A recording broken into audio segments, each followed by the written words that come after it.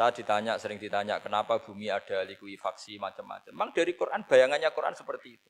Amin tuman fis sama ayyakhsifa bikumul ardo fa idza tamur. Memang dari awal Allah bikin bumi ini potensinya malah likuifaksi. Potensinya itu melumer. Tamur itu memang maknanya melumer. Dan ketika Allah nyifati bumi wal ardi dzatis sada, sadun maknanya pecah. Dan Allah tidak sekedar mengatakan pecah, dzatis sad, sifat dasar bumi itu mudah pecah. Jadi kalau dzat itu sifat dasar. Jadi meskipun Quran tidak meneliti spesifik kayak para ahli gempa, tapi dari awal Allah ngendikan bumi itu dzatis sad wal ardi dzatis sad. Bumi adalah berkarakter pecah.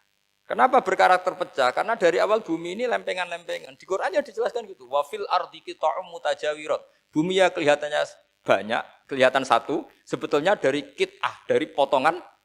Lah qit'ah itu jamaknya qita'. Terus disebut mutajawirat, saling berdampingan. Kalau dalam bahasa Arab, berdampingan itu berarti sel-selnya beda. Kalau bahasa Arab bilang sesuatu yang bercampur namanya mukhalatoh, jadi satu. Kalau yang beda jenis namanya mujawarah. Nah, Al-Quran itu bilang wafil ardi qita'um mutajawirat. Bumi ini karakternya, per potongan-potongannya karakternya beda-beda. Sehingga memang potensinya bumi ini hancur. Apalagi dari awal memang dipersiapkan mau dihancurin. Makanya enggak usah takut kiamat, memang rencana Tuhan mau dihancurin. Makanya sanggup takwa saja. Kalau ingin menghentikan penghancuran ini tidak bisa. Itu sudah dalam rencana Tuhan pasti dihancurin. Makanya kalau orang sufi ditanya, kenapa tidak bangun rumah? Tuhan aja mau rencana menghancurin bumi, kok rumah tak tata, nanti juga hancur. Gitu. Tapi kalau di Islam kota saya ngomong gitu kan dia apa ini orang enggak jelas ini. Gitu. Padahal yang kedonyan itu yang enggak jelas sebetulnya. Tapi ini saya cerita, jadi supaya UII ya, yang didirikan ulama-ulama. Saya masih ingat ketika Profesor Zaini cerita, Pak Zaini saya ini kan kiai, saya tidak punya gelar apa kok jenengan minta bantuan ini. Katanya Pak Zaini dulu UII ya didirikan banyak kiai dan sebagian pendirinya juga enggak punya gelar katanya. Gitu. Tapi mendingan enggak punya gelar manfaat daripada punya gelar enggak manfaat. Malah problem. Tapi ya enggak masalah. Sudah ada manfaat, enggak punya gelar, malah repot lagi. Sudah cara berpikir gitu saja. Pokoknya sementing semuanya baik apa saja. Jadi nanti setelah sampean mengkaji ulumul Quran, ya tadi seperti yang dikatakan Imam Syafi'i, itu gampang sekali. Kenapa gampang? Karena fa'innal uqula muttarratun ila qabulil haq. Akal ini pasti dipaksa untuk menerima kebenaran. Kayak saya berkali-kali ditanya sama seorang kiai, kenapa sih Gus masalah la ilaha illallah kok sampai Nabi ngendikan wa in zana wa in saraka. Siapapun yang melafadzkan la ilaha illallah Muhammadur Rasulullah itu suatu saat pasti masuk surga. Meskipun dia pernah zina, pernah maling. Itu jelas teks hadis di Bukhari, di Muslim wa in zana wa in saraka. Meskipun zina dan ini bukan berarti Nabi melegalkan perzinahan, enggak, ma'adzallah, enggak akan terjadi. Nabi melegalkan perzinahan. Tapi Nabi ingin ngendikan begini. Absolutisme kebenaran itu tidak terganggu oleh kesolehan dan kefasikan. Karena kebenaran absolut siapapun akan ngomong seperti itu.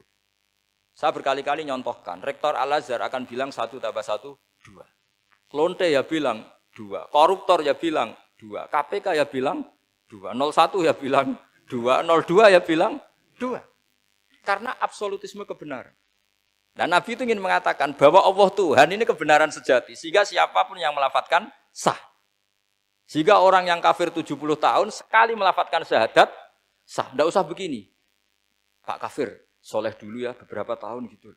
Baru Anda sah melafadzkan kalimat la ilaha.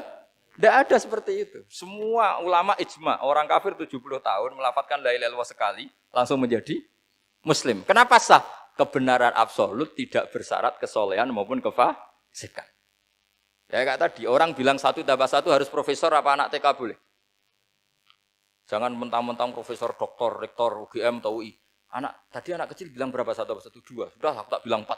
Tidak bisa. Kebenaran absolut itu orang akan sepakat. Nah, Quran itu termasuk kebenarannya absolut. Maka harusnya siapapun bisa memahami Quran. Termasuk orang yang sebelum Islam. Sekarang saya tanya ke sampean, ketika Umar masuk Islam karena dengar Quran, itu dulu dengarnya apa dulu Islamnya?